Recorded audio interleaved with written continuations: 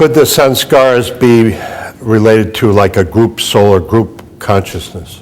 I am aware of the collective consciousness of souls, like for instance around in the Jews in the period between the First and the Second World War, and how their fear that they all held in common was something that was exploited by the occult in Hitler's charge.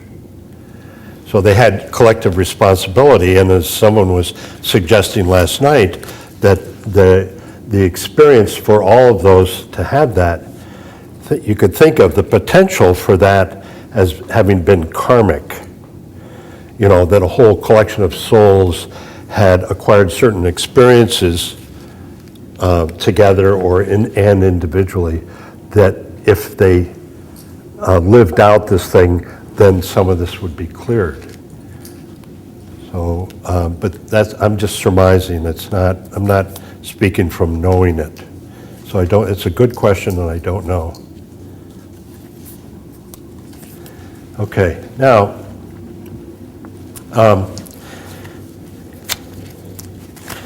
just have to look at my notes.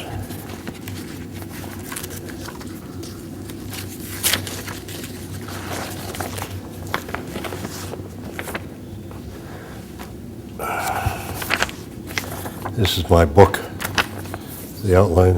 It's a good book. It is.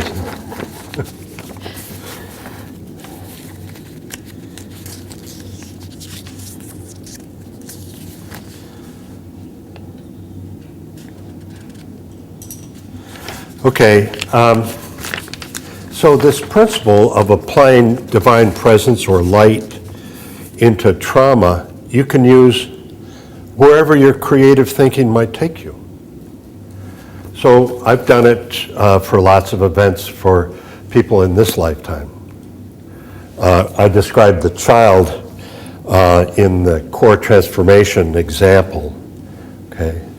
But if you have a client who has a lot of trauma and you want to clear it out from this lifetime, you may not be clearing the causal events, the causal lifetimes where they acquired the pattern, but certainly you can bring relief and help them have a shift in their sense of well-being and feeling loved instead of beaten up all the time.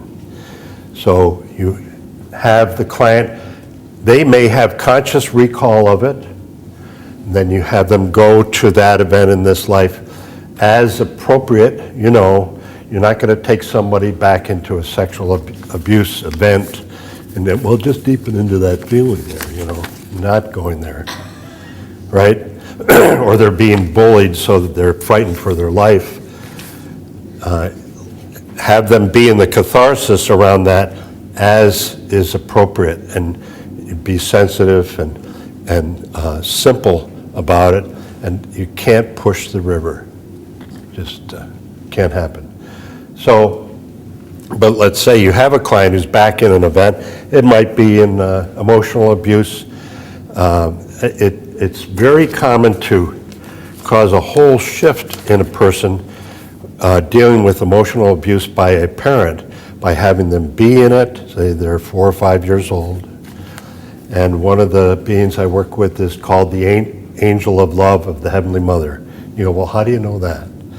And I said, it's hard to tell you how I know that, but it works, or she works. Every time when a client's in this and they're going, and they're having a hard time, and they're in the scene and they're 4 years old or 7 or 12, I ask the Angel of Love of the Heavenly Mother to come in and touch this one and be with them in that state where they are right now.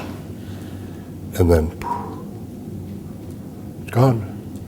Or a bubble appears of protection around them. The perpetrator can't hurt them. The bully is stunned. Or they may end up having compassion for the bully, because that's the nature of being impressed with divine presence. Yes? When you're doing the session, when you're doing the session and you're, of course, seeing how things unfold, how are you deciding or perceiving whose help you should ask for? Like whether it's the heart of Elijah or who else? Right. If it's a child, I ask for the angel of love, for the feminine, for the mother aspect to come in. If it's a single incident, I may use angels of the white light, just a collective invocation, or heart of Elijah. If there seems to be something where the client is stuck, you know, they get into this thing and it's not moving, could be this life or another life, then I usually ask Elijah to come in. Now, also, when people get stuck, there's often attachments involved. So that takes you into a whole other area. And of course, I use angels to clear out attachments. I may use Elijah to come into the place of vulnerability if there was an agreement between the incoming or the attached dark being or attached earthbound spirit in a prior life or this life. For instance, kind of a classic, I had a guy who was 35, recovering alcoholic, and his father was an alcoholic and would come home after work every day and beat the crap out of him. That was a regular daily experience. So by the time he was 6 or 7, he was cowering in the basement like this, awaiting his father's return home from work. And prayed and prayed to Christian God as he understood it, and nothing happened. No protection came. So he asked the devil to come in. Of course, the devil would, sure. You know, came in and stayed with him until he was in my office, 30 years later.